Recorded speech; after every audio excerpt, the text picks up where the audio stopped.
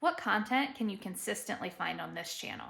Stay tuned for the what, the why, and the one thing that was a game changer on my journey towards a healthy and happy life.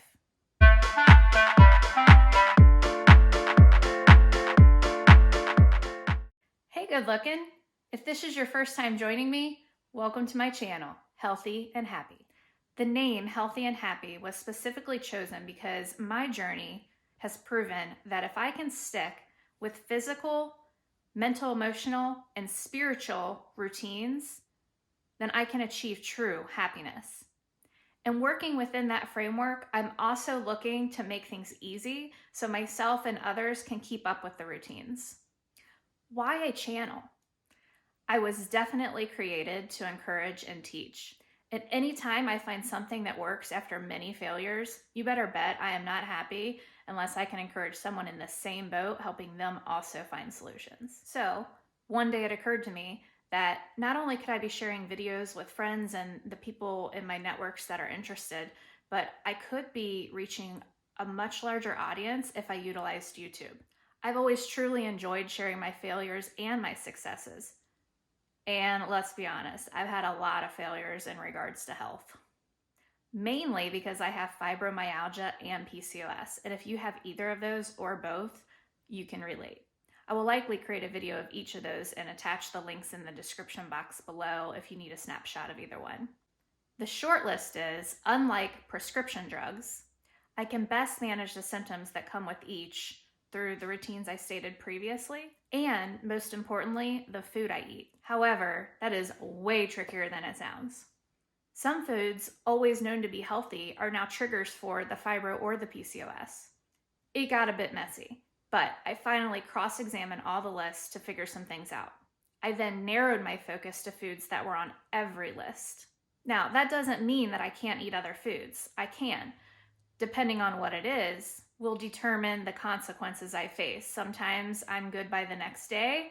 Sometimes it takes a couple of days, maybe even a week for my health status to bounce back. Now, is cheating worth it? I don't know. That's for you to decide. For me, I finally started feeling like it wasn't worth it more and more often than I used to. Of course, I attribute that to being better prepared and finding an arsenal of foods that are safe and that I like and enjoy. But it's been a long journey, a journey that I'm still on, and I want to bring you along with me. In fact, I've been on this journey for years and could never really be consistent until I figured out one of the game-changing keys to my success.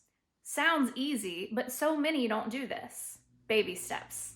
I had a lot of things I knew I needed to change, but every time I tried to do them all at once, they eventually fizzled out.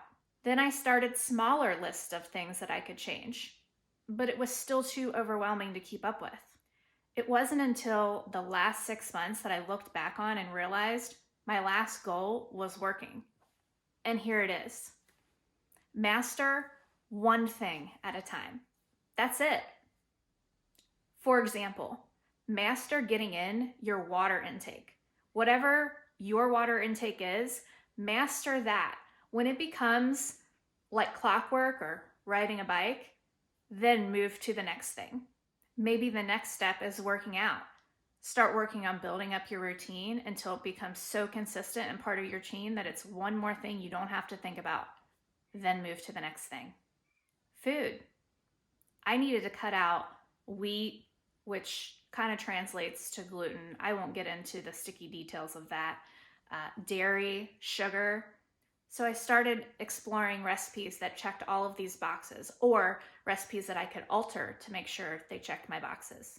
It was also important to me that they were easy and that they didn't have a laundry list of ingredients. This one is tricky. Notice that I didn't say I cut all that stuff out. I was looking for new recipes. I started making one a week or maybe every other week. Once I found something that the hubby and I both liked, I would continue making that every week. And then I moved on to trying to find the next recipe I was going to explore. This was a very long process, 6 months to be exact. The more recipes I found, the more meals I was replacing, and before I knew it, I wasn't eating any of those unsafe foods anymore. Next, let's talk quality over quantity. I'm still not in a place that I'm ready to start counting calories, but it might be on the horizon. It's hard not to count calories. With PCOS, we gain weight easily and we hold weight much easier than the average person. In fact, most are obese. It's easy to get discouraged because you're eating so healthy, yet the scale doesn't reflect that. I believe I still need to incorporate way more vegetables to start seeing the scale align, but I can't get hung up on that due to the PCOS. I truly hope that I can help you find your happy through these healthy recipes and routines I post to this channel.